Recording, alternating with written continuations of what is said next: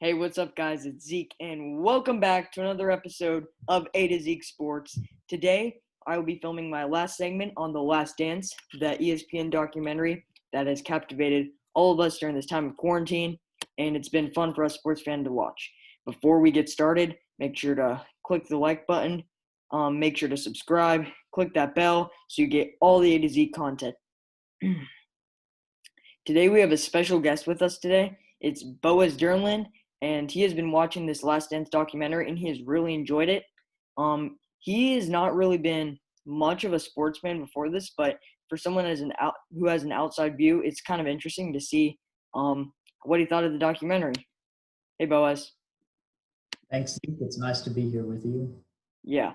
So our first question that we're gonna ask you today is, so what is like the biggest thing that stood out to you in this documentary? We had another guest on here and we asked him the same question. We did like about a halfway through segment. So what is like the overall feel of like the whole documentary? What did you get out of it?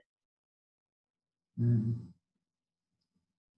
Probably just how big Jordan was during that time while he was winning all those championships. I mean, I knew he was big in the sport of basketball. I'd heard of him, but I didn't know like how much he affected the culture and the world around him. Yeah, you saw in some of the episodes earlier episodes they went over to Paris for a preseason game and he was getting swarmed because everyone wanted to see him. Like he not only affected just the basketball world but like culture in general and kind of expanded basketball just beyond the US.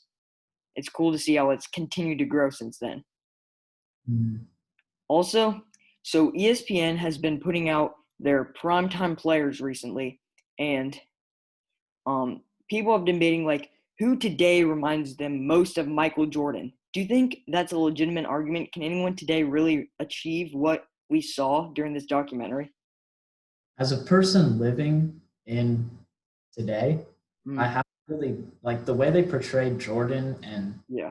he was everywhere. He was in those movies, he was in those advertisements, and that song, everybody wanted to be like him. I haven't really seen something like that for any of today's modern NBA players. Yeah. If there was a player today who reminded you most of Michael Jordan, who would it be? I don't know many players today.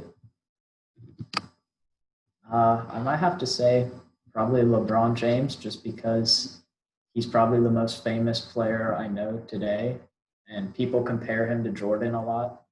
Yeah, it's interesting, like his stature and like what he brought to basketball and how like his skill set. That's probably the most similar to Jordan. But some people have actually made some comparisons with like the playing style. Kawhi Leonard and Michael Jordan. Kawhi Leonard is a lockdown defender, just as Jordan was in his prime, and he's also like a take it to the basket motor scorer. Like he can get it done. He attacked relentlessly, kind of like Jordan or Kobe did, and so it's interesting to see. Like, I think your comparison was good because LeBron James has reached like the global status almost that Jordan had, but like similar playing styles, it might be Kawhi Leonard. So I think both of those would be good, valid points. And so I have another question for you. So in this documentary, which character besides Jordan did you really learn the most about? Probably Scottie Pippen, All right. because before watching this documentary, I really basically had no idea who he was. Yeah. I learned a lot about him, how he was always helping Jordan. Without Jordan, I don't think, or without Pippen, I don't think Jordan could have done as well as he did in those championships. Yeah. And Pippen there to help. It's interesting we saw in the documentary um just how it was amazing how when Jordan left to play baseball, his 2-year retirement to play minor league baseball in Birmingham for the White Sox. So, well, the minor league team for them. It's interesting to see like how Pippen, when he wasn't second to Jordan. He was like top 3 player in the world, and it's amazing to see like it wasn't just Jordan on that team. He had like another top 3 player because like when Jordan was absent, Pippen like really shone out because Jordan he wasn't really in Jordan's shadow anymore. So it was interesting to see that. One player I really liked. I didn't know if they were going to do an episode for them. In an episode past of A to Zeke, I asked maybe for them to do an episode focusing on Steve Kerr, and it was really cool to see how, like in the ninth episode, they kind of snuck him in there, and they got an episode with Steve Kerr, and it was kind of cool.